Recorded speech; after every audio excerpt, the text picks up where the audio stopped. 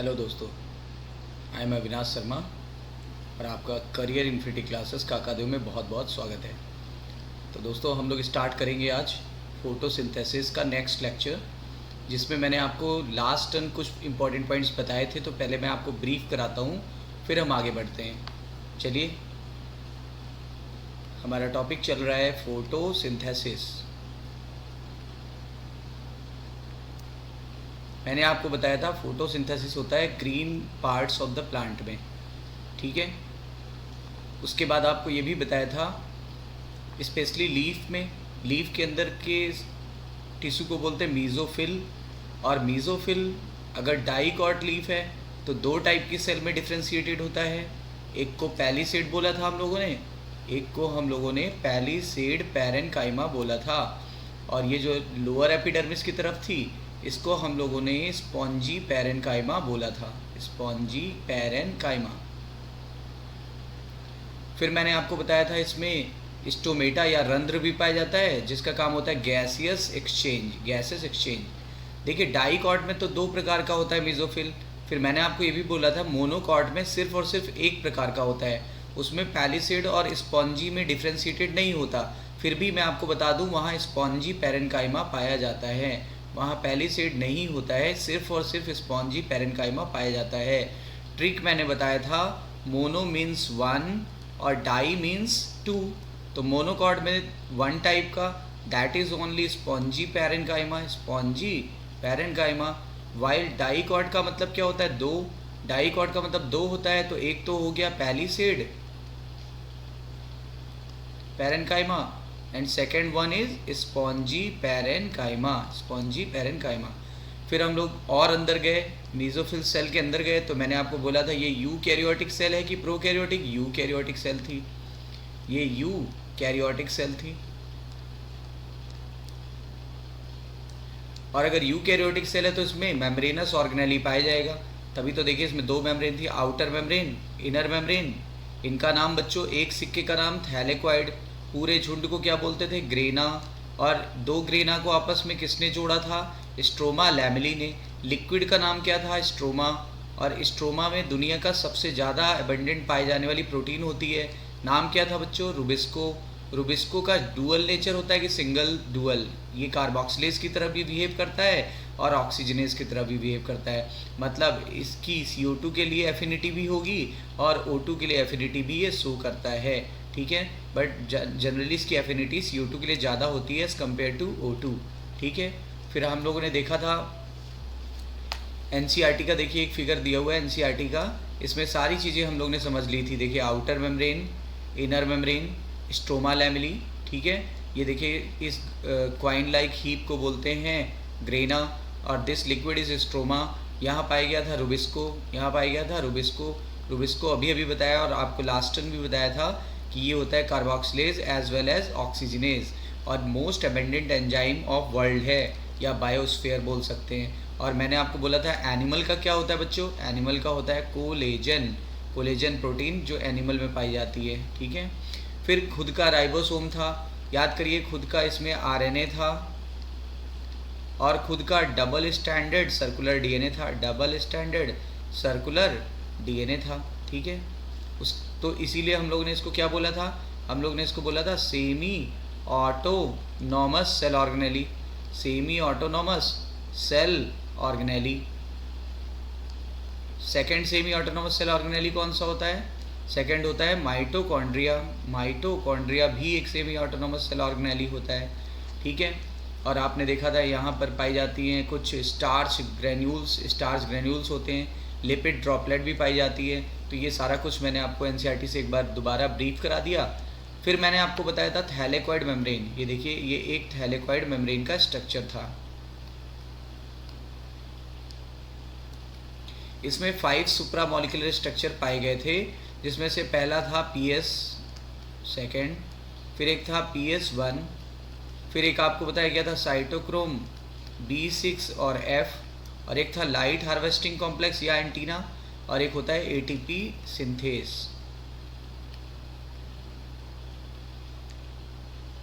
Enzyme. उसके अलावा मैंने बोला था प्लास्टोक्यूनॉन, और प्लास्टोसाइनिन भी सपोर्ट करता है। ये एक हाइड्रोजन कैरियर था, अगर आपको याद हो, ये बेसिकली हाइड्रोजन कैरियर था, बट ऑल्सो कैरी इलेक्ट्रॉन, ठीक है। मेनली ये हाइड्रोजन कैरियर था, लेकिन ये जब हाइड्रोजन को ले जाएगा तो इलेक्ट्रॉन भी साथ में चला जाएगा। प्लास्टोसाइनिन को हम लोग ने क्या बोला था बच्चों? प्लग। क्या बोला था? प्लग। और मैंने ये भी बोला था PS1 PS2 के पास स्पेशल प्रॉपर्टी क्या थी? इसके पास था water splitting complex, water splitting complex. जबकि PS1 के पास क्या प्रॉपर्टी थी? PS2 के पास तो वाटर स्प्लिटिंग कॉम्प्लेक्स था। PS1 के पास क्या था बच्चों? PS1 के पास था NADP reductase enzyme, NADP reductase enzyme. और मैंने आपको बताया था ये होता है टुवर्ड्स स्ट्रोमा, टुवर्ड्स स्ट्रोमा। जबकि वाटर स्प्लिटिंग कॉम्प्लेक्स किधर होता है? Towards lumen, towards lumen. Clear? तो ये कुछ बातें आपको क्लियर हो गई। और बताया गया था आपको लाइट की प्रेजेंस में ATP का बनना क्या कहलाता है? कहलाता है photo phosphorylation, photo phosphorylation. Is it clear? चलिए अब आज हम लोग आगे का थोड़ा और देखते हैं। मैं पिछला एक टॉपिक और बताना चाहता हूँ आपको। देखिए, मैंने बोला था कि फोटोसिंथेसिस में दो रिएक्शन होती है। एक होती लाइट रिएक्शन, ये कहाँ होती? ग्रेना में, और ये लाइट पर डिपेंड करती है। जबकि डार्क रिएक्शन, ये डार्क रिएक्शन होती है स्ट्रोमा में, और ये लाइट पर डिपेंड नहीं करती, लेकिन लाइट रिएक्शन के प्रोडक्ट पर डिपेंड करती है। देखिएगा, मैं एक बार फिर से ब्रीफ कर देता हूँ। लाइट रिएक्शन लाइट पर डिपेंड कर रही है। देखिए, लाइट रिएक्शन कहाँ हो रही है? ग्रेना में। लाइट रिएक्शन कहाँ होती है? ग्रेना में, ठीक है, या फिर इन थैलेक्वाइड। और लाइट रिएक्शन में लाइट यूज़ हो रही है।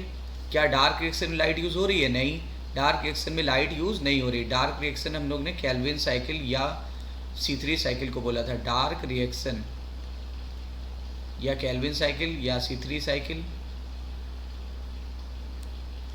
देखिए, दो बातें तो क्लियर हो गई।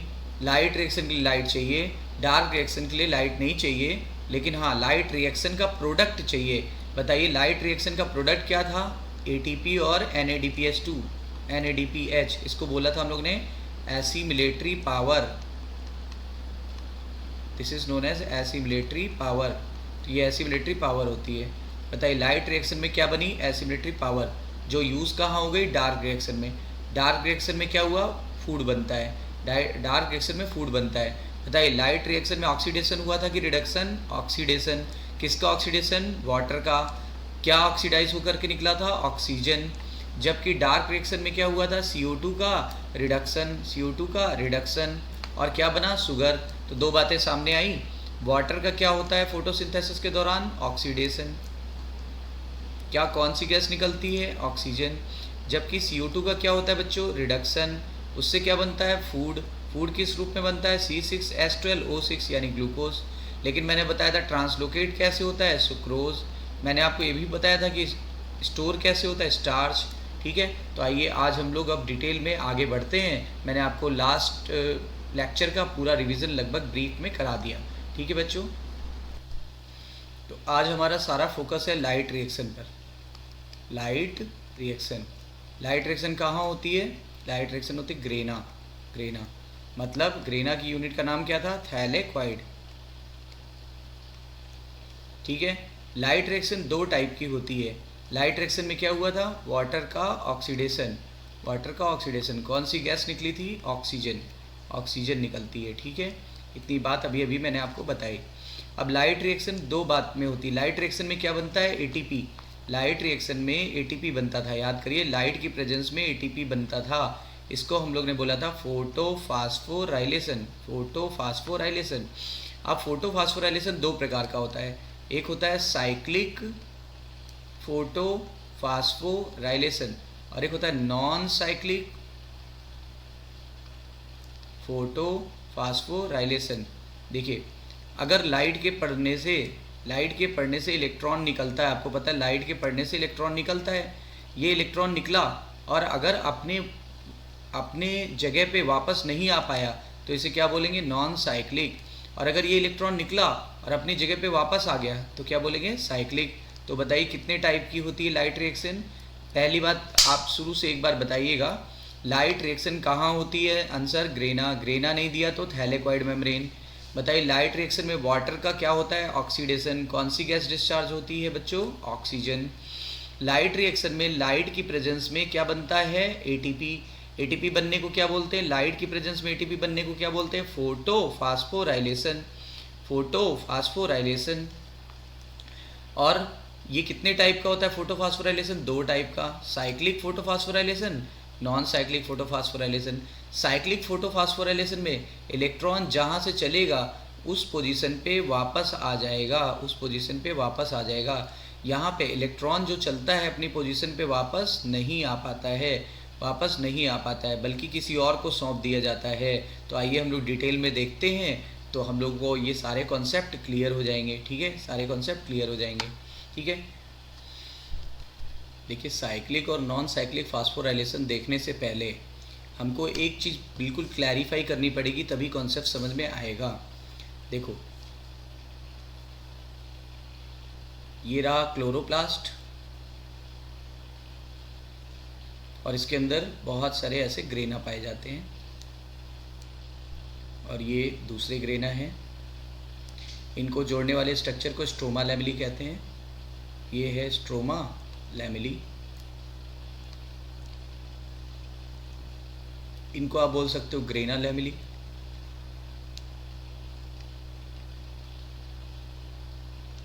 ठीक है, एक स्ट्रोमा लैमेली और एक grana lamellae.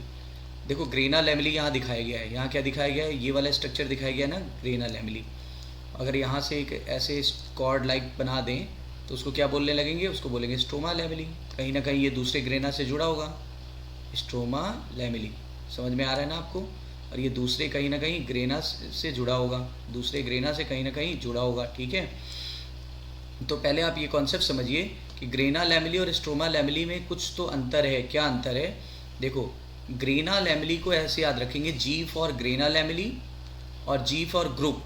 Ji for grana lamellae और जी फॉर ग्रुप। ग्रुप मतलब ग्रेना लैमेली में दोनों फोटो सिस्टम ग्रुप में रहते हैं। देखिए PS सेकेंड भी है और PS वन में भी है, दोनों ग्रुप में है। और ये जो स्ट्रक्चर एनसीईआरटी में दिया हुआ है ये ग्रेना लैमेली का दिया है। बताइए क्या क्या पाया जाता है, PS सेकेंड पाया गया, प्लास्टोक्यूनॉन पाया गया, साइटोक्रोम B6F पाया गया, और क्या प्लास्टोसाइनिन पाया जाता है, और क्या पाया जाता है, PS फर्स्ट पाया जाता है, वाटर स्प्लिटिंग एंजाइम पाए जाते हैं। ठीक है, और क्या पाया जाता है, NADH reductase enzyme. NADH reductase enzyme, याद आया आप लोगों को। तो एनसीईआरटी में जो फिगर दिया हुआ है, this is for grana lamellae की स्ट्रोमा लैमेली, ग्रेना लैमेली। तो आपको समझ में आया कि ग्रेना लैमेली पे क्या क्या पाया जाता है। बताइए क्या क्या पाया जाता है, PS second, plastoquinone, cytochrome B6 और F। ठीक है, plastocyanin, PS first, NADP reductase enzyme पाया जाता है जो कि बाहर की तरफ होता है। साथ में आपको देखो ये वाला CF0 पार्टिकल भी होता है, CF1F0 पार्टिकल भी होता है, यानी ATP सिंथेज एंजाइम। ठीक है, ये सारा पाया जाता है। जबकि अगर आप स्ट्रोमा लैमेली की बात करोगे तो स्ट्रोमा लैमेली पर क्या पाया जाता है, मैं आपको इसी फिगर में बता देता हूँ कि स्ट्रोमा लैमेली में क्या क्या चीज़ें पाई जाती हैं और क्या क्या चीज़ें नहीं पाई जाती हैं। ठीक है, देखिए स्ट्रोमा लैमेली में, हालांकि ये फिगर ग्रेना लैमेली का है, बट मैं इसमें जो चीज़ें नहीं पाई जाएंगी मैं क्रॉस कर दूंगा। PS सेकेंड नहीं पाया जाता, ठीक है ना, PS सेकेंड नहीं पाया जाएगा, प्लास्टोक्यूनॉन नहीं पाया जाएगा। ठीक है, ये पाया जाएगा साइटोक्रोम B6 और F, प्लास्टोसाइनिन पाया जाता है। ठीक है, और ये PS1 पाया जाता है, लेकिन NADP रिडक्टेज एंजाइम नहीं पाया जाता है, ध्यान दीजिएगा। ठीक है, तो PS सेकेंड नहीं पाया जाएगा उनमें। ठीक है, प्लास्टोक्यूनॉन नहीं पाया जाएगा, साइटोक्रोम B6 और F पाया जाएगा, प्लास्टोसाइनिन पाया जाएगा, PS फर्स्ट पाया जाएगा, NADP रिडक्टेज नहीं पाया जाएगा। और ये तो ज़रूर होगा, ये तो पाया जाएगा, दोनों में कॉमन है क्योंकि ATP दोनों में बनती है, स्ट्रोमा लैमेली में भी और ग्रेना लैमेली में भी। समझ में आ गया ना आपको। हाँ, ऐसे भी क्वेश्चन घुमा के पूछ सकते हैं, अगर PS सेकेंड नहीं होगा तो क्या वाटर स्प्लिटिंग कॉम्प्लेक्स होगा, नहीं पाया जाएगा, वाटर स्प्लिटिंग कॉम्प्लेक्स नहीं पाया जाता है। तो आपके एनसीईआरटी ने लिखा है कि ग्रेना लैमेली में तो सब कुछ होता है, लेकिन स्ट्रोमा लैमेली में PS second and NADP reductase enzyme absent होता है। ये आपके एनसीईआरटी का लाइन है, और ये फिगर भी देखिए एनसीईआरटी का ही है। जो फिगर एनसीईआरटी का है उसके ऊपर ये एनसीईआरटी का लोगो बना हुआ है, ठीक है, एनसीईआरटी का लोगो लगा हुआ है, ठीक है, देख लीजिएगा।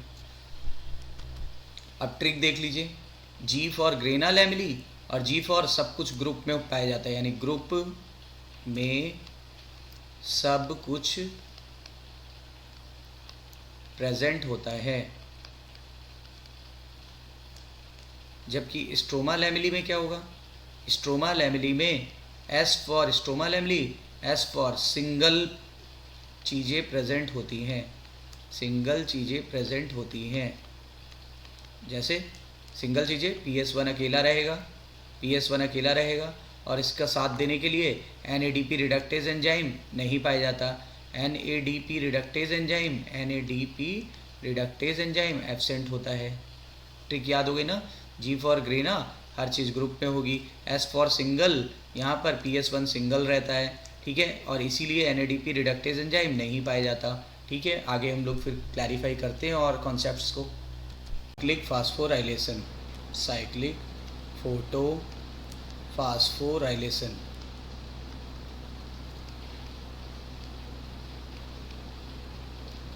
इसमें आप देखेंगे ये कहाँ पर चलता है, ये चलता है स्ट्रोमा लैमेली में, स्ट्रोमा लैमेली, अभी आप एनसीईआरटी में पढ़ोगे स्ट्रोमा लैमेली में चलता है मेनली, और रेयरली ग्रेना लैमेली में भी चल सकता है, ग्रेना लैमेली रेयरली। और इसमें इन्वॉल्वमेंट किसका होता है, इसमें इन्वॉल्वमेंट होता है इन्वॉल्वमेंट ऑफ फोटोसिस्टम 1, फोटोसिस्टम 1, ठीक है। तो आइए अब इसको और थोड़ा डिटेल में देखते हैं। देखिए ये जो सनलाइट है, ये कौन सी लाइट है, सनलाइट, सनलाइट, सनलाइट जैसे ही आई ये कहाँ पर गिरी, ये गिरी पत्तियों पर। पत्तियों में क्या था, क्लोरोफिल, और सनलाइट किस फॉर्म में आती, फोटॉन्स के फॉर्म में। सनलाइट किस फॉर्म में आती, फोटॉन्स के फॉर्म में। और जैसे ही क्लोरोफिल पे गिरी, तो आप जानते हो क्लोरोफिल कहाँ पाया जाता था, फोटोसिस्टम 1 और सेकंड के रूप में, लेकिन यहाँ इन्वॉल्व हो रहा है फोटोसिस्टम 1। अब आपको पता होगा कि इसके अंदर जो होते हैं ये एक मॉलिक्यूल है, और कोई भी मॉलिक्यूल होता है वो इलेक्ट्रॉन्स तो उसमें ज़रूर पाए जाएंगे, तो इसमें इलेक्ट्रॉन्स प्रेजेंट थे। क्लोरोफिल के अंदर क्या थे बच्चों, इलेक्ट्रॉन्स।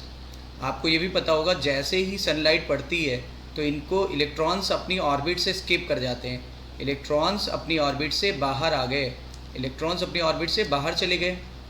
आपको पता है इलेक्ट्रॉन जब एक्साइटेड स्टेज में होते हैं तो अपनी ऑर्बिट से बाहर आ जाते हैं, और जब बाहर आ गए तो ये रहे एक्साइटेड इलेक्ट्रॉन्स। ये एक्साइटेड इलेक्ट्रॉन्स हैं, इनकी हाई एनर्जी है कि low energy, they are high energy electrons, high energy electrons, high energy electrons.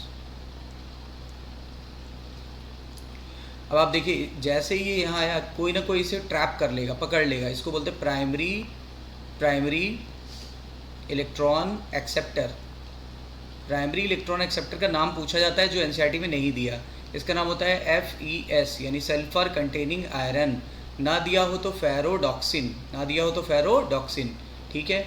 फिर आगे देखिए जैसे ही इलेक्ट्रॉन ETS से पास होगा, ये सब क्या दिया हुआ है, ETS, ये सब ETS दिया हुआ है, ये ETS से जैसे ही पास होगा तो ETS का काम क्या है, ETS का काम है हाई एनर्जी इलेक्ट्रॉन को लो एनर्जी इलेक्ट्रॉन्स में चेंज कर देना। और जो ऊर्जा इसने निकाली वो किसको दे दी, वो दे दिया adenosine diphosphate plus inorganic phosphate, यानी ADP प्लस IP। और जब ये कंपाउंड, ये दोनों प्लस ये एनर्जी काम आ जाएगी, तब फिर बन जाएगा क्या, ATP। अब बताइए लाइट की प्रेजेंस में क्या बना, लाइट की प्रेजेंस में ATP बना, तो आप क्या बोलोगे बच्चों, बोलेंगे फोटोफास्फोराइलेशन, फोटोफास्फोराइलेशन,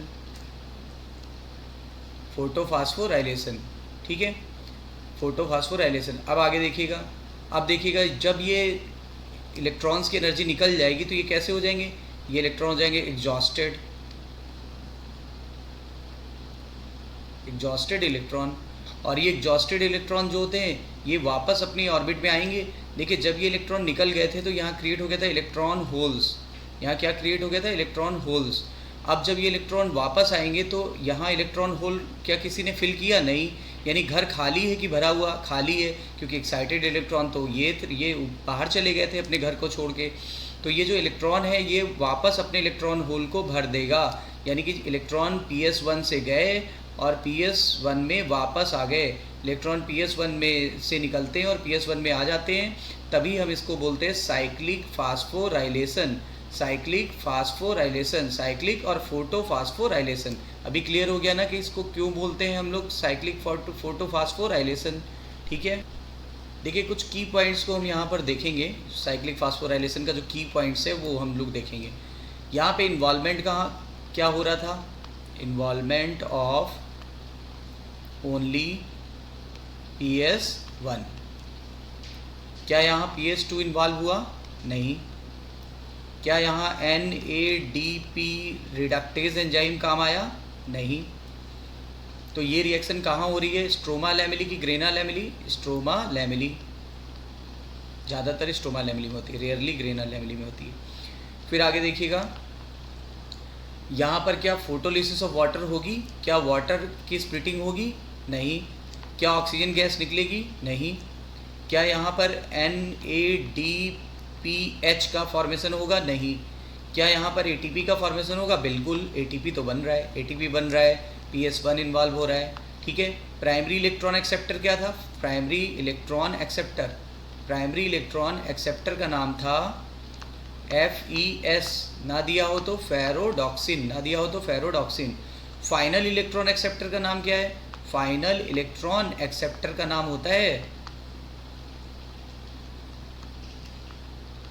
PS1, क्योंकि PS1 से इलेक्ट्रॉन निकला था और PS1 में ही वापस आ गया। तो ये सारे की पॉइंट्स हैं जो आपको याद रखने हैं। तो हमने साइक्लिक फास्फोराइलेशन देखा, आइए इसी को NCERT से क्लियर करते हैं। देखिए ये NCERT का लोगो लगा हुआ है, तो इससे आप समझ जाइएगा कि ये NCERT का पेज है। अब इसमें देखिए हम लोग, ये तो नॉन साइक्लिक है, मैं आपको साइक्लिक दिखाता हूँ। ये देखिए साइक्लिक फास्फोराइलेशन हम लोग देखते हैं। साइक्लिक फास्फोराइलेशन में देखिए लाइट आई, कौन सी लाइट बच्चों, सनलाइट। सनलाइट अल्टीमेट लाइट है कि नहीं है, अल्टीमेट लाइट होती है। और इसमें लाइट किस रूप में आती है, फोटॉन्स, फोटॉन्स या क्वांटा। रिप्रेजेंट कैसे करते हैं, hν। और ये आ करके पत्तियों के क्लोरोफिल पे गिरी। और आप बताइए यहाँ पर ये PS1 इन्वॉल्व हो रहा है कि PS2, PS1 इन्वॉल्व हो रहा है। PS1 का रिएक्शन सेंटर क्या होता है, P700।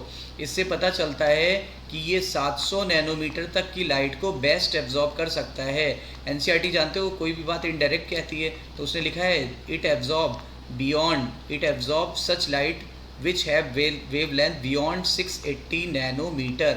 680 नैनोमीटर अभी हम लोग पढ़ेंगे NCERT तो समझ में आएगा। इलेक्ट्रॉन देखिए एक्साइटेड स्टेज में आ गए और उसको प्राइमरी इलेक्ट्रॉन एक्सेप्टर ने रिसीव कर लिया। प्राइमरी इलेक्ट्रॉन एक्सेप्टर का नाम सल्फर कंटेनिंग आयरन, नहीं तो फेरोडॉक्सिन। फिर यहाँ से ये देखिए ETS में आ गया। ETS ने क्या किया, हाई एनर्जी इलेक्ट्रॉन को लो एनर्जी में बदल दिया, यानी एक्साइटेड इलेक्ट्रॉन को एग्जॉस्टेड इलेक्ट्रॉन में बदल दिया। और सारी एनर्जी किसको दे दी, ADP और IP को। तो ADP और IP किस में बदल गया, ATP में बदल गया। ठीक है, इस प्रकार आपने देखा कि साइक्लिक फास्फोराइलेशन समझ में आया। देखिए इलेक्ट्रॉन यहाँ से निकले और वापस अपने ऑर्बिट में आ गए। ठीक है, इसलिए साइक्लिक बोलेंगे, इसीलिए हम लोग ने क्या बोला, साइक्लिक। और इसको फोटोफास्फोराइलेशन क्यों बोला, लाइट की प्रेजेंस में ATP का बनना क्या कहलाता है, फोटोफास्फोराइलेशन। तो आई होप सो कि आपको ये क्लियर हो गया होगा। ठीक है, अब आइए नॉन साइक्लिक फोटोफास्फोराइलेशन के बारे में स्टडी करते हैं। इसकी पॉसिबल लोकेशन क्या होती है, इसकी पॉसिबल लोकेशन होती है grana lamellae only, grana lamellae only, grana lamellae only, सिर्फ और सिर्फ ग्रेना लैमेली में होगी। इसमें क्या क्या इन्वॉल्व होगा, पहले आपको की पॉइंट्स बता दूं। Involvement of PS1 plus PS2 दोनों इन्वॉल्वमेंट होगा। ठीक है, इलेक्ट्रॉन अपने घर वापस आएगा, इलेक्ट्रॉन अपने घर वापस नहीं आएगा, बल्कि किसी और को सौंप दिया जाएगा। आइए पूरी प्रोसेस को डिटेल में देखते हैं तो समझ में आएगा। ठीक है, और आप जानते हो यहाँ PS2 इन्वॉल्व हो रहा है, तो PS2 का काम क्या था, वाटर की स्प्लिटिंग करना, यानी वाटर को स्प्लिट करके ऑक्सीजन निकालेगा। वाटर स्प्लिट करने को बोलते हैं photolysis of water. Photolysis of water किसकी प्रॉपर्टी है, PS1 की कि PS2 की, तो PS2 की प्रॉपर्टी होती है, PS2 की प्रॉपर्टी होती है। ठीक है, आइए डिटेल में पूरी प्रोसेस को देखते हैं तो और भी चीज़ क्लैरिफाई हो जाएगी। ATP बनेगा कि नहीं बनेगा, ATP बनेगा। किसकी प्रेजेंस में बन रहा है, लाइट, क्या बोलेंगे, फोटोफास्फोराइलेशन। NADPH भी बनेगा इसमें NADPH भी बनेगा। इन दोनों को मिला के एसिमिलेटरी पावर कहते हैं। साथ में आप देख रहे हो वाटर की स्प्लिटिंग भी हुई, ऑक्सीजन गैस भी रिलीज हुई। ठीक है, और इलेक्ट्रॉन अपने घर वापस नहीं आएगा, मतलब PS2 से निकलेगा तो PS2 के पास कभी नहीं आएगा। क्यों, इस चीज़ को आइए मैं डिटेल में बताता हूँ आप लोगों को। देखिए, फोटॉन्स या क्वांटा आए और ये कहाँ पर गिरे, ये सनलाइट से आ रहे थे और ये गिरे फिर से क्लोरोफिल पे, और ये क्लोरोफिल किसका है, PS2 का। बच्चों इसका रिएक्शन सेंटर क्या होगा, P680, यानी ये बेस्ट कौन सी लाइट एब्जॉर्ब करेगा, 680 नैनोमीटर तक की लाइट को एब्जॉर्ब करेगा। ठीक है, जैसे ही लाइट को एब्जॉर्ब करेगा, सनलाइट को जैसे ही एब्जॉर्ब किया, ठीक है, इसके इलेक्ट्रॉन्स जो थे वो एक्साइटेड हो गए, इसके इलेक्ट्रॉन्स एक्साइटेड स्टेज में आ गए और ये इलेक्ट्रॉन सारे बाहर आ गए, अपनी ऑर्बिट को छोड़ करके बाहर आ गए, सारे इलेक्ट्रॉन बाहर आ गए और ये रहे एक्साइटेड इलेक्ट्रॉन। और एक्साइटेड इलेक्ट्रॉन को हमेशा कौन रिसीव करता है, प्राइमरी इलेक्ट्रॉन एक्सेप्टर। तो PS2 का प्राइमरी इलेक्ट्रॉन एक्सेप्टर क्या होता है, PS2 का प्राइमरी इलेक्ट्रॉन एक्सेप्टर अलग होता है, इसका नाम होता है फियोफाइटिन, और अगर ना दिया हो तो प्लास्टोक्यूनॉन। थियोफाइटिन ना दिया हो तो प्लास्टोक्यूनॉन। अब ये एक्साइटेड इलेक्ट्रॉन ETS से पास होंगे, जब ये ETS से पास होंगे तो एक्साइटेड इलेक्ट्रॉन की एनर्जी निकाल के दे दी जाएगी, किसको सौंप दी जाएगी, ADP और IP को, यानी ADP और इनऑर्गेनिक फॉस्फेट को। बताइए किसका फॉर्मेशन हो गया, ATP का। इसीलिए इस प्रोसेस को बोलते हैं फोटोफास्फोराइलेशन। फोटोफास्फोराइलेशन। अच्छा, अब ये इलेक्ट्रॉन कैसे हो गए, ये इलेक्ट्रॉन हो गए एग्जॉस्टेड हो गए ना, ये इलेक्ट्रॉन हो गए एग्जॉस्टेड, इनकी सारी एनर्जी निकल गई।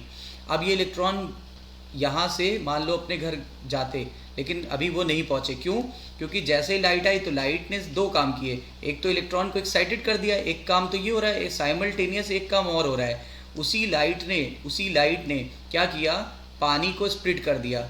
जैसे ही पानी स्प्लिट हुआ तो देखिए, जब भी वाटर स्प्लिट होगा तो आप इसको ऐसे देखिए, सोच के देखिएगा, 2 हाइड्रोजन आयन यानी प्रोटॉन्स मिलेंगे, 2 इलेक्ट्रॉन्स मिलेंगे और हाफ मॉलिक्यूल ऑफ ऑक्सीजन निकलेगी।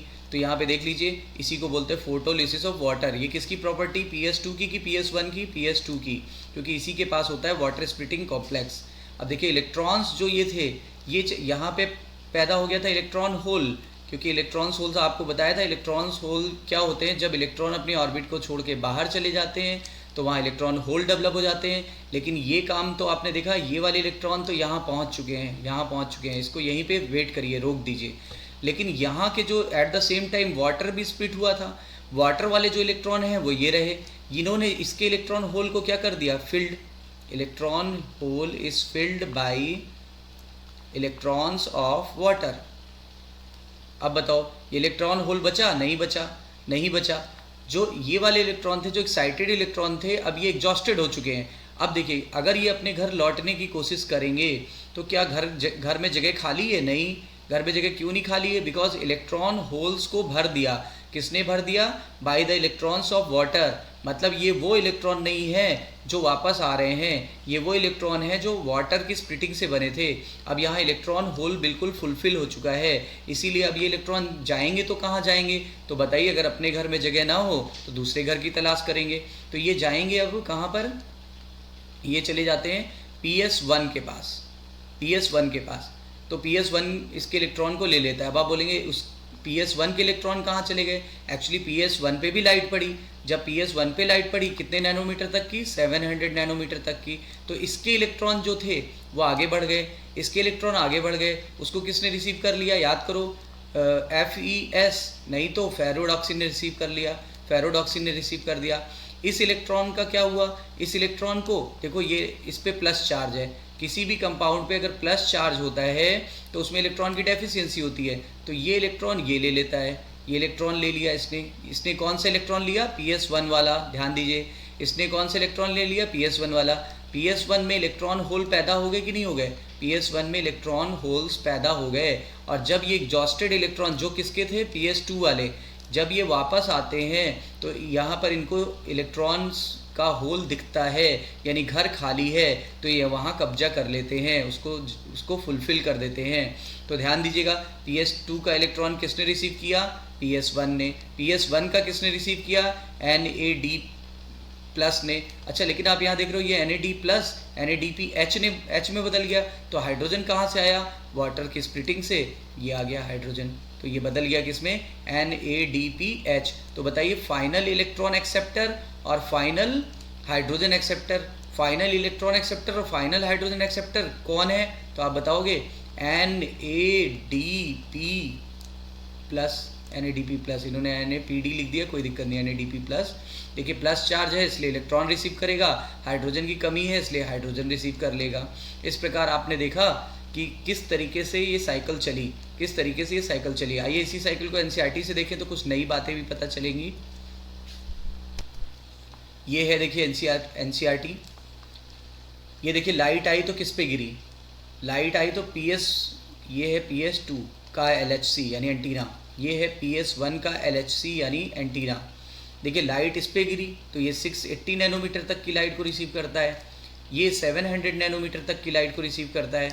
दोनों ने लाइट को रिसीव किया और लाइट ने एक और काम किया, लाइट सिर्फ फोटो सिस्टम पे ही नहीं गिरी, वाटर पर भी गिरी। तो वाटर क्या हो गया, स्प्लिट हो गया, एक वाटर से 2 इलेक्ट्रॉन प्रोड्यूस होते हैं, 2 प्रोटॉन प्रोड्यूस होते हैं और एक ऑक्सीजन निकलती है, लेकिन वो हाफ मॉलिक्यूल ऑफ O2 के रूप में निकलती है, ठीक है, हाफ मॉलिक्यूल ऑफ O2।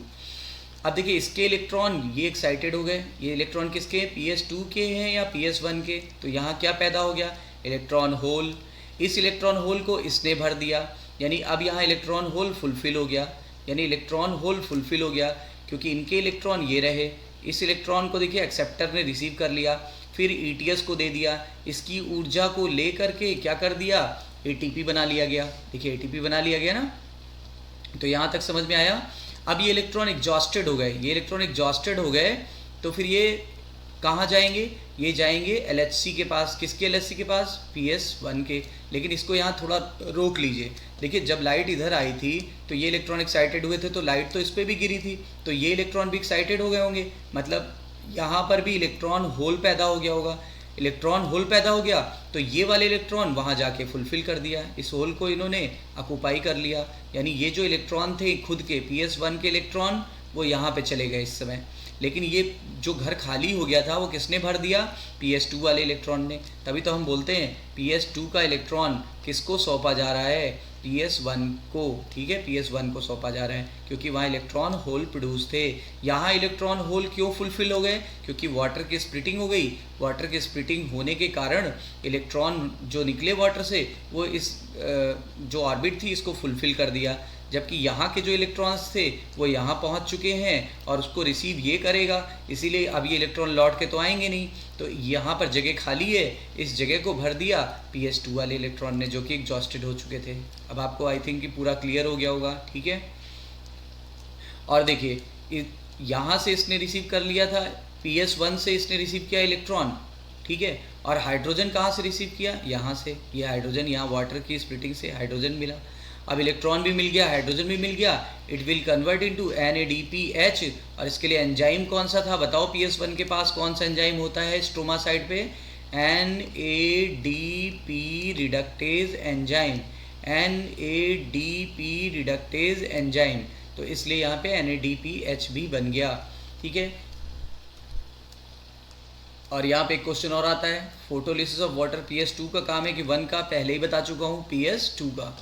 और इसके लिए 2 मिनरल बड़े इंपॉर्टेंट होते हैं, Mn++ और Cl-। आपके चैप्टर में मिनरल न्यूट्रिशन एक टॉपिक है, उसमें दिया हुआ है, आपके 11th वाली NCERT में एक चैप्टर है उसमें ये टॉपिक दिया हुआ है कि Mn++ और Cl- फोटोलिसिस ऑफ वाटर में मदद करते हैं, ठीक है। अब एक चीज़ और है, देखिए इलेक्ट्रॉन पहले एक्साइटेड हुआ, फिर इलेक्ट्रॉन नीचे आ रहा है, यानी पहले अप हिल मतलब एक्साइटेड स्टेज में जाना, फिर एनर्जी कम हो गई तो इसको क्या बोलेंगे, डाउन हिल। फिर से देखिए एनर्जी कैसी हो गई, एनर्जी फिर से बढ़ी, अप हिल। फिर यहाँ देखिए एनर्जी डाउन कर दी गई, इसकी एनर्जी को यूज़ कर लिया इसने, इसीलिए देखिए डाउन हिल। तो आप देखोगे तो पूरे इंग्लिश के लेटर देखो, यहाँ पे लेटर कैसा है, अप हिल, फिर डाउन हिल, और फिर अप हिल, और फिर डाउन हिल। तो आप देख रहे हो तो इंग्लिश के लेटर एन की तरह लग रहा है, लेकिन जब आप इसको रिडॉक्स पोटेंशियल स्केल पे देखोगे, रिडॉक्स पोटेंशियल स्केल पे जब साइंटिस्ट ने इसको देखा तो ये इंग्लिश के लेटर जेड की तरह नजर आया, इसीलिए इसको बोलते हैं जेड स्कीम। जेड स्कीम, बताइए, Z scheme is another name of non cyclic photophosphorylation. Photophosphorylation, ठीक है।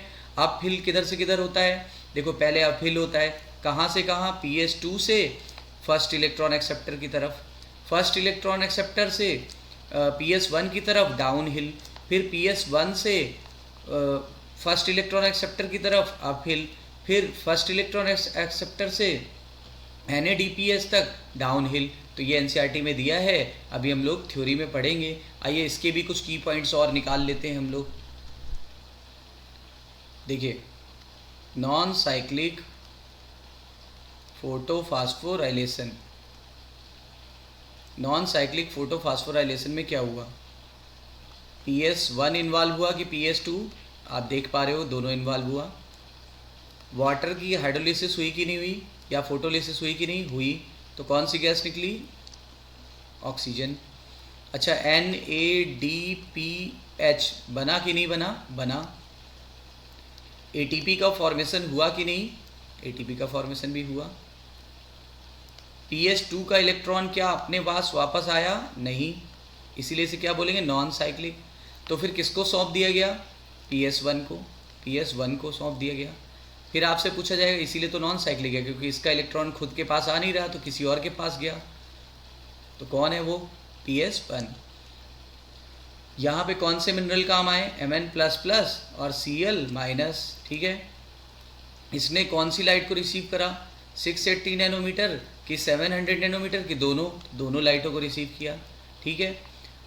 तो ये बहुत इंपॉर्टेंट बातें थी जो मैंने आपको बताया, और इसको जेड स्कीम कहते हैं कि नहीं कहते, जेड स्कीम भी कहा जाता है, ठीक है, जेड स्कीम।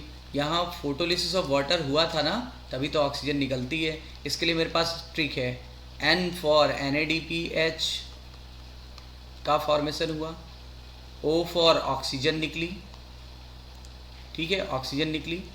और कहीं पे भी साइक्लिक फास्फोराइलेशन लिखा हो तो आप ATP बना देना, क्या बना देना, ATP।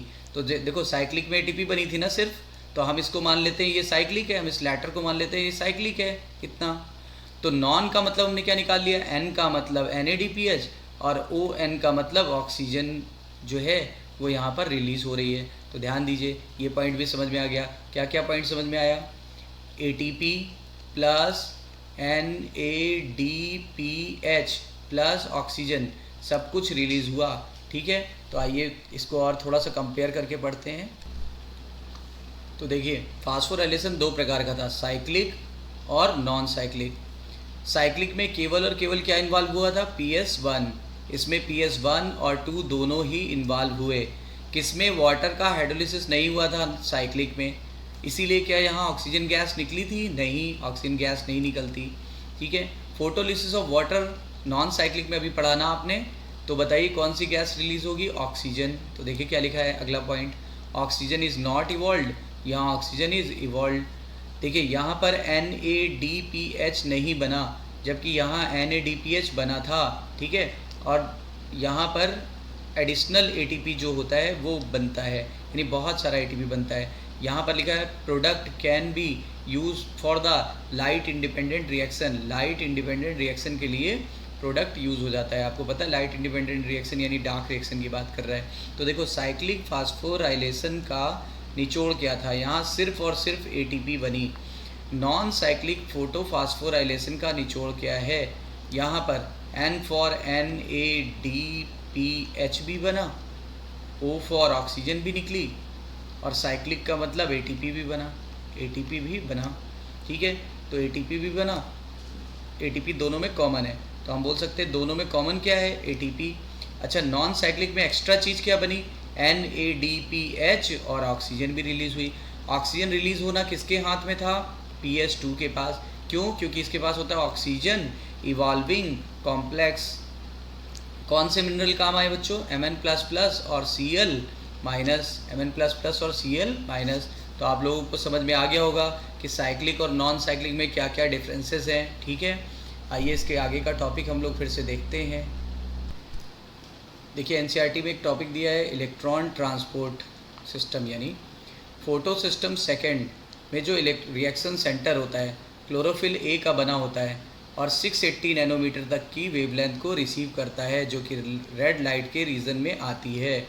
जैसे ये रिसीव करता है तो इलेक्ट्रॉन एक्साइटेड हो जाते हैं और अपनी ऑर्बिट से जंप करके बाहर चले जाते हैं, मतलब अपने एटॉमिक न्यूक्लियस से दूर चले जाते हैं। आपने पढ़ा होगा फिजिक्स में, केमिस्ट्री में।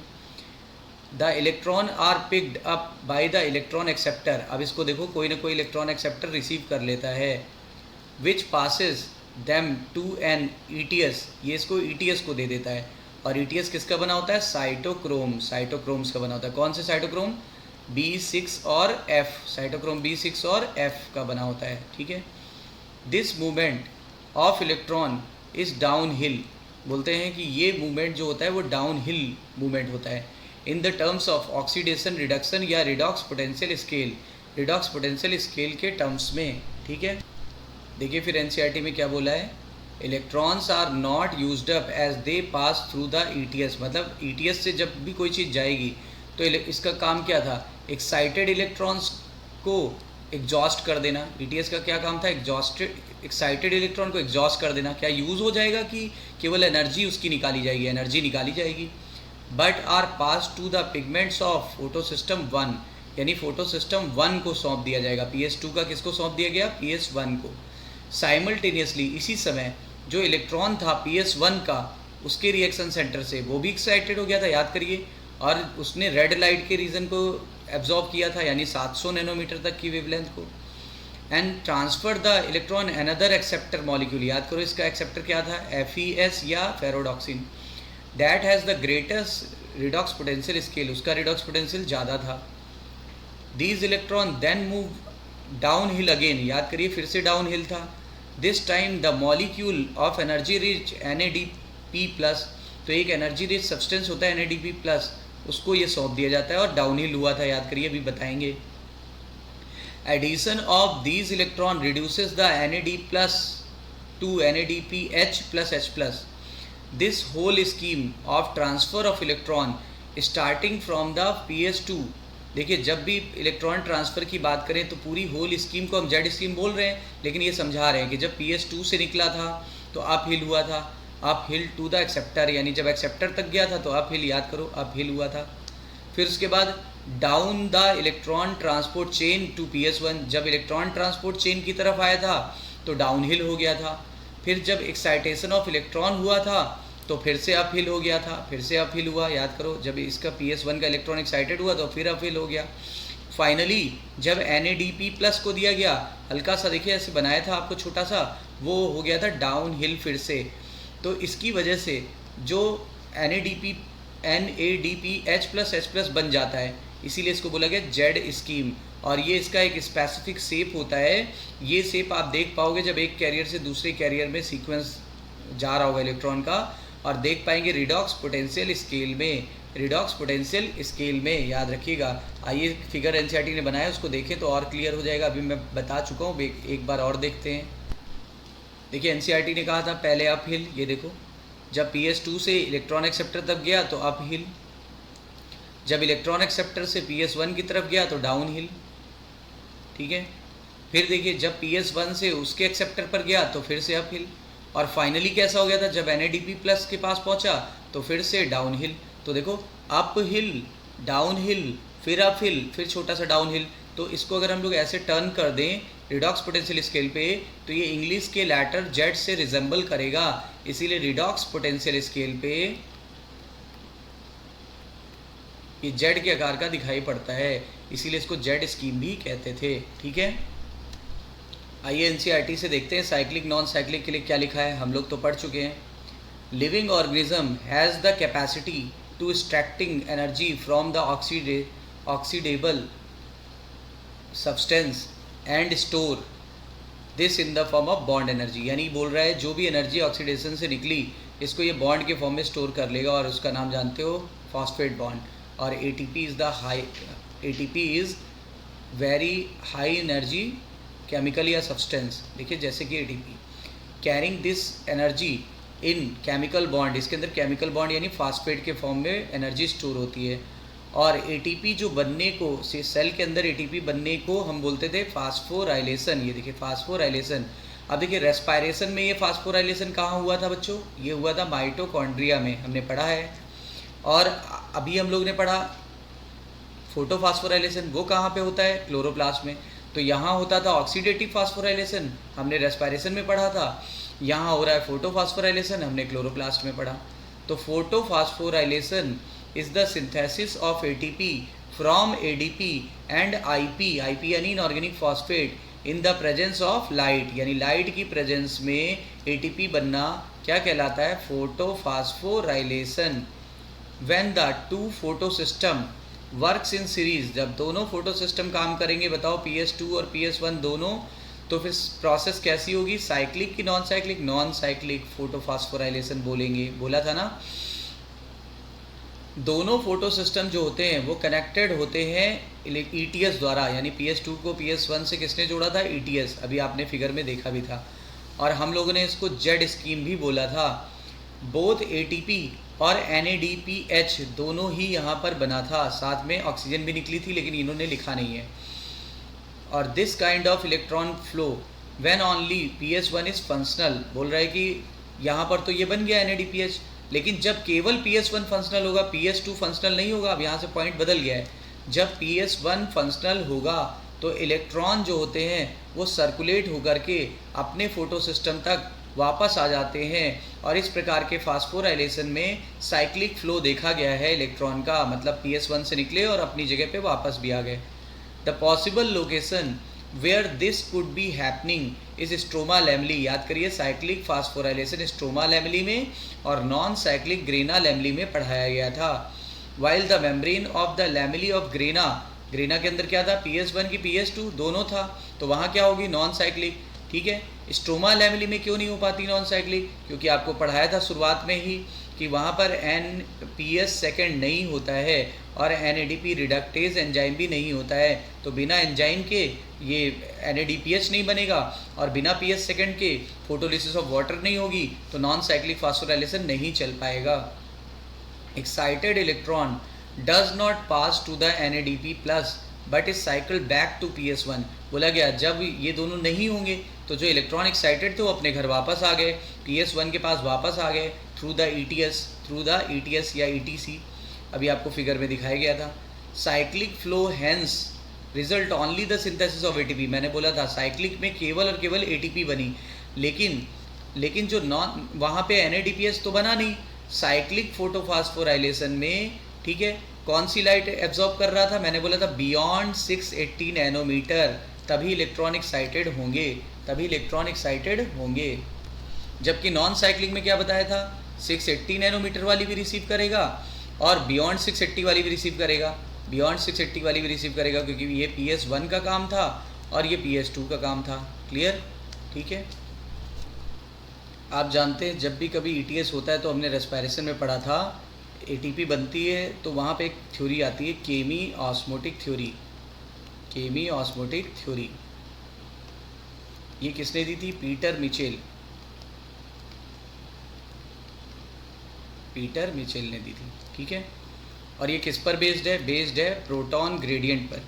प्रोटॉन ग्रेडियंट मतलब प्रोटॉन एक तरफ ज़्यादा होगा दूसरी तरफ कम, तो प्रोटॉन का अंतर पैदा हो जाएगा। इसी अंतर को बोलते हैं प्रोटॉन ग्रेडियंट। पहले प्रोटॉन ग्रेडियंट मेंटेन करना पड़ेगा और जब हम इसको ब्रेक करेंगे प्रोटॉन ग्रेडियंट को, तो एनर्जी की वजह से ATP बन जाती है। ठीक है, ATP बन जाती है। इसी को बोलते हैं केमी ऑस्मोटिक थ्योरी। तो आइए केमी ऑस्मोटिक थ्योरी को हम लोग डिटेल में पढ़ते हैं। देखिए केमी ऑस्मोटिक में मैंने बोला था ये किस पर बेस्ड है? प्रोटॉन ग्रेडियंट पर। तो स्ट्रोमा में देखिए प्रोटॉन की मात्रा बहुत कम है, लो अमाउंट है, और ल्यूमेन साइड में देखिए प्रोटॉन की मात्रा बहुत ज़्यादा है। तो बताइए दोनों तरफ अंतर पैदा हो गया कि नहीं हो गया? दोनों तरफ अंतर पैदा हो जाएगा, तो इसी वजह से हाई इलेक्ट्रोकेमिकल पोटेंशियल ग्रेडियंट पैदा हो गया। तो हाई, देखिए अंदर हाई है, बाहर लो है, बहुत ज़्यादा अंतर है, इसी अंतर को बोल रहे हैं हम लोग क्या? High electrochemical proton gradient maintain हो गया। और जब हम इस प्रोटॉन ग्रेडियंट को तोड़ेंगे तो एटीपी बन जाएगी, एटीपी बनेगी। आइए देखते हैं केमी ऑस्मोटिक थ्योरी कैसे प्रोटॉन ग्रेडियंट कैसे मेंटेन किया जाता है।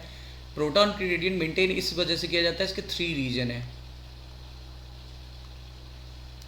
सबसे पहला रीज़न है वाटर स्प्लिटिंग कॉम्प्लेक्स किधर होता है। आप देखो ल्यूमेन साइड है या स्ट्रोमा साइड है, तो आंसर आया टुवर्ड्स ल्यूमेन, ये ल्यूमेन साइड होता है। अगर ल्यूमेन साइड होगा तो पानी जब टूटेगा तो हाइड्रोजन और इलेक्ट्रॉन किधर आएंगे? अंदर की तरफ ना। तो इलेक्ट्रॉन तो PS2 ने ले लिया था, PS2 के जो होल थे वो इसने भर दिया था वाटर वाले ने, लेकिन हाइड्रोजन तो बाहर जा नहीं पाया, हाइड्रोजन अंदर ही रह गया, तो हाइड्रोजन की मात्रा अंदर बढ़ गई। तो बताइए पहला रीज़न क्या समझ में आया? Water splitting complex lumen side होता है, PS2 के ल्यूमेन साइड पर होता है। और वाटर स्प्लिटिंग जब होती है तो इलेक्ट्रॉन, ऑक्सीजन और हाइड्रोजन प्रोड्यूस होती है। ये हाइड्रोजन को हम प्रोटॉन बोल सकते हैं। ये किस साइड प्रोड्यूस हुई? Lumen side. तो अंदर की तरफ H+ आयन की मात्रा बढ़ गई कि घट गई? बढ़ गई।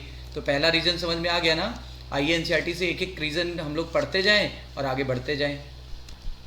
देखिए क्या लिखा हुआ है, splitting of water molecule takes place inner side of the membrane, यानी मेम्ब्रेन के अंदर की तरफ, मतलब टुवर्ड्स ल्यूमेन साइड में होती है।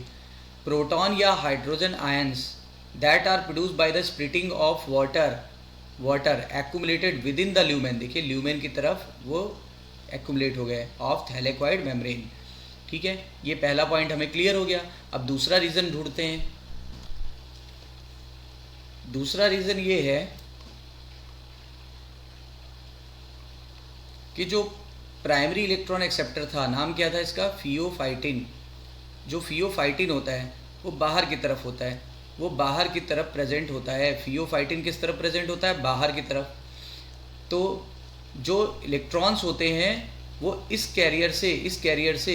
कैरियर को डायरेक्टली नहीं दिए जा सकते। मतलब फियोफाइटिन से इलेक्ट्रॉन जो है वो साइटोक्रोम B6 और F को डायरेक्ट नहीं दिया जा सकता है, बल्कि वो किसको दिया जाएगा? प्लास्टोक्यूनॉन को। प्लास्टोक्यूनॉन क्या होता है? प्लास्टोक्यूनॉन आपको बताया था, वैसे तो ये प्राइमरली हाइड्रोजन कैरियर है, प्राइमरली प्रोटॉन कैरियर होता है। तो ये इसीलिए इलेक्ट्रॉन कैरियर को ना दे करके किसको दे दिया गया? प्रोटॉन कैरियर को। तो प्रोटॉन कैरियर को दे दिया गया। तो ये बाहर से क्या करता है? प्रोटॉन ले लेता है। और इलेक्ट्रॉन किससे लिया? प्राइमरी इलेक्ट्रॉन एक्सेप्टर यानी फियोफाइटिन से। तो देखिए प्लास्टोक्यूनॉन जो था उसने इलेक्ट्रॉन कहाँ से लिया? इलेक्ट्रॉन ले लिया फियोफाइटिन से, फियोफाइटिन जो कि था प्राइमरी इलेक्ट्रॉन एक्सेप्टर। ठीक है। और हाइड्रोजन कहाँ से ले लिया? हाइड्रोजन ले लिया स्ट्रोमा से, क्योंकि ये हाइड्रोजन कैरियर है। तो जब ये हाइड्रोजन यहाँ से ले रहा था तो हाइड्रोजन के ऊपर इलेक्ट्रॉन की कमी थी, तो इलेक्ट्रॉन किसने दे दिया इसको? फियोफाइटिन ने। तो जब हाइड्रोजन कैरी कर रहा था तो साथ में ये क्या कैरी करने लगा? इलेक्ट्रॉन भी कैरी करने लगा और खुद बदल गया PQH2 में। देखिए PQ जो है PQH2 में बदल जाता है। अब ये PQH2 दोबारा PQ में बदलता है, तो इसके लिए क्या करना पड़ेगा? हाइड्रोजन को दोबारा छोड़ना पड़ेगा, रिलीज करना पड़ेगा, इलेक्ट्रॉन को दोबारा रिलीज करना पड़ेगा। तो इलेक्ट्रॉन तो रिलीज करके इसने किसको दे दिया? साइटोक्रोम B6 और F को, आगे वाले को दे दिया। साइटोक्रोम B6 और F को दे दिया इलेक्ट्रॉन, लेकिन जो प्रोटॉन थे ये इसने बाहर से जो पकड़ा था प्रोटॉन स्ट्रोमा से, उसको ल्यूमेन में ला के छोड़ दिया, और फिर से प्लास्टोक्यूनॉन में बदल गया, ताकि ये नेक्स्ट साइकिल में फिर से हाइड्रोजन और इलेक्ट्रॉन अंदर ला सके। ठीक है, ध्यान दीजिए। इस वजह से देखिए अंदर की तरफ थोड़ी और मात्रा बढ़ गई। पहले किसने बढ़ाया था? वाटर की स्प्लिटिंग से, पहला रीज़न। दूसरा रीज़न किसने बढ़ा दिया? प्लास्टोक्यूनॉन ने बढ़ा दिया। ठीक है, क्योंकि प्लास्टोक्यूनॉन एक हाइड्रोजन कैरियर होता है। ये बाहर से जब हाइड्रोजन लाता है तो साथ में इसको इलेक्ट्रॉन भी दे दिया जाता है, जो कि फियोफाइटिन यानी प्राइमरी इलेक्ट्रॉन एक्सेप्टर का था, और ये इलेक्ट्रॉन PS2 से आया हुआ था। ठीक है, आइए फिर से NCERT से पढ़ते हैं इस लाइन को। देखिए मैं एक एक लाइन इसीलिए आपको पढ़ा रहा हूँ, एक एक पॉइंट समझा रहा हूँ, एक एक पॉइंट दिखा रहा हूँ। ये रीज़न 1 हो गया या A हो गया, ये रीज़न 2 हो गया जो अभी हम लोग पढ़ रहे थे। As the electron move through the photosystem जब इलेक्ट्रॉन फोटो सिस्टम के बीच जाता है, यानी कहाँ से कहाँ जाता है, PS2 से PS1, तो प्रोटॉन भी ट्रांसपोर्ट होकर के चले आते हैं मेम्ब्रेन के क्रॉस, यानी कहाँ से कहाँ चले गए, स्ट्रोमा से ल्यूमेन की तरफ। ऐसा क्यों होता है, इसका कारण ये प्राइमरी इलेक्ट्रॉन एक्सेप्टर यानी फियोफाइटिन। फियोफाइटिन किधर बताया था बच्चों, ये प्रेजेंट होता है towards the outer side of the membrane के आउटर साइड पे था, और ये ट्रांसफ़र कर देता है इलेक्ट्रॉन, अपना इलेक्ट्रॉन किसको ट्रांसफ़र किया था, PQ को। तो PQ क्या था, PQ क्या इलेक्ट्रॉन कैरियर था, नहीं, तो लिखा है electron not to the electron carrier. Actually वो इलेक्ट्रॉन कैरियर था नहीं, लेकिन मजबूरी में वो इलेक्ट्रॉन ले जा रहा था। वो था क्या, हाइड्रोजन कैरियर। तो फिर से पढ़िए, देखिए क्या लिखा है, प्राइमरी इलेक्ट्रॉन एक्सेप्टर यानी फियोफाइटिन ने अपना इलेक्ट्रॉन किसी इलेक्ट्रॉन कैरियर को नहीं दिया, किसको दे दिया, हाइड्रोजन कैरियर। नाम क्या है, प्लास्टोक्यूनॉन, ठीक है। Hence this molecule remove the proton from the stroma while transporting the electron. जब इलेक्ट्रॉन ट्रांसपोर्ट हो रहा था तो प्रोटॉन ये अंदर आ गया। When this molecule passes on its electron to the next electron carrier यानी साइटोक्रोम B6 और F जो कि इनर साइड पे होता है, तो फिर प्रोटॉन क्या था, प्रोटॉन अंदर की तरफ रिलीज हो गया, इनर यानी ल्यूमेन साइड की तरफ रिलीज हो गया, ठीक है। तो ये पॉइंट भी क्लियर हो गया। आइए थर्ड रीज़न हम लोग पहले वहाँ से समझते फिगर से, फिर यहाँ थ्योरी में देखेंगे। देखिए थर्ड रीज़न क्या है, पहले फिगर से समझते फिर NCERT से देखते हैं। थर्ड रीज़न में आपको बताया था PS1 के बाहर की तरफ क्या पाया जाता है, NADP reductase enzyme. NADP reductase enzyme मैंने आपको पिछले लेक्चर्स में बोला था, आज भी बोला था कि NADP रिडक्टेज एंजाइम PS1 के बाहर की तरफ होता है। अब बाहर क्या है, स्ट्रोमा साइड, यानी ये किस साइड पे है, स्ट्रोमा साइड पे पाया जाता है, स्ट्रोमा साइड। अब आप देखिए NADP क्या है, मैंने आपको क्या बताया था, इलेक्ट्रॉन एक्सेप्टर है कि फाइनल इलेक्ट्रॉन एक्सेप्टर था कि फाइनल हाइड्रोजन एक्सेप्टर था, तो ये था final electron as well as hydrogen acceptor. तो देखिए इलेक्ट्रॉन तो यहाँ से PS1 से आ गया, इलेक्ट्रॉन PS1 का आ गया, और हाइड्रोजन आ गया जहाँ पे हाइड्रोजन अवेलेबल है, कहाँ अवेलेबल है, स्ट्रोमा में। तो स्ट्रोमा का हाइड्रोजन उसने यूज़ कर लिया और इलेक्ट्रॉन यूज़ कर लिया PS1 का, और दोनों को रिसीव करके बदल गया NADPH। ये रिएक्शन तभी पॉसिबल थी जब NADP रिडक्टेज एंजाइम प्रेजेंट हो, और वो यहाँ पर ऑलरेडी प्रेजेंट है। तो इस एंजाइम के कारण स्ट्रोमा का जो हाइड्रोजन है वो यूज़ हो गया, because NADP plus will change into NADPH। तो और कमी आ गई, यानी बाहर कमी आ गई और अंदर अधिकता हो गई, ठीक है। आइए एक बार तीनों पॉइंट्स को हम लोग एक बार क्लैरिफाई कर लेते हैं। पहले तीसरा पॉइंट पढ़ लीजिए, फिर तीनों पॉइंट को एक साथ देखेंगे। NADP रिडक्टेज एंजाइम लोकेटेड किधर होता है, स्ट्रोमा साइड पे of the membrane, along with the electron that comes from the acceptor of electron of PS1। देखिए PS1 के एक्सेप्टर के साथ कपल था ना। Proton are necessary for the reduction of NADP plus. NADP plus को NADPH में बदलने के लिए प्रोटॉन जरूरी थे। ये प्रोटॉन कहाँ से रिमूव करके ले लिया गया, स्ट्रोमा से रिमूव कर लिया गया, ठीक है। इससे क्या हुआ, स्ट्रोमा में कमी आ गई, स्ट्रोमा में कमी आ गई। पहला पॉइंट एक बार दोबारा पढ़ा देते हैं। Splitting of water lumen side होती है, तो ल्यूमेन में H+ आयन बढ़ गया, ल्यूमेन में H+ आयन बढ़ गया, ठीक है। दूसरे पॉइंट में देखिए प्लास्टोक्यूनॉन ने क्या किया था, प्लास्टोक्यूनॉन एक हाइड्रोजन कैरियर था, इसने बाहर का स्ट्रोमा का जो था हाइड्रोजन, इसने बाहर का जो स्ट्रोमा का हाइड्रोजन था वो अंदर की तरफ बढ़ा दिया था, अंदर की तरफ बढ़ा दिया था, ठीक है। तो इस वजह से ल्यूमेन के साइड में बढ़ गया था H+ आयन, ठीक है। स्ट्रोमा साइड में H+ आयन कम हो गया। ये कहाँ की बात कर रहा है, स्ट्रोमा की, third point.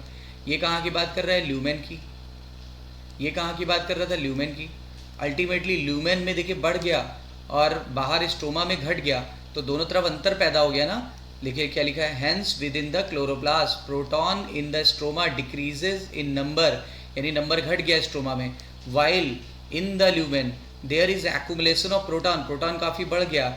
This creates a proton gradient, proton का अंदर पैदा हो गया, इसी को बोलते हैं प्रोटॉन ग्रेडियंट। और proton gradient is the basis of chemi osmotic theory. और थाइलेकॉइड मेम्ब्रेन में ये सब हो रहा था, और इस वजह से अंदर की तरफ प्रोटॉन ज़्यादा, तो बताइए पीएच कैसा, कम। पीएच कैसा हो जाएगा, कम, तो अंदर का पीएच कम हो गया। जब अंदर का pH कम हो गया तो प्रोटॉन ग्रेडियंट ब्रेक होने लगता है। अभी तो मेंटेन हुआ था, अब ब्रेक होने लगेगा।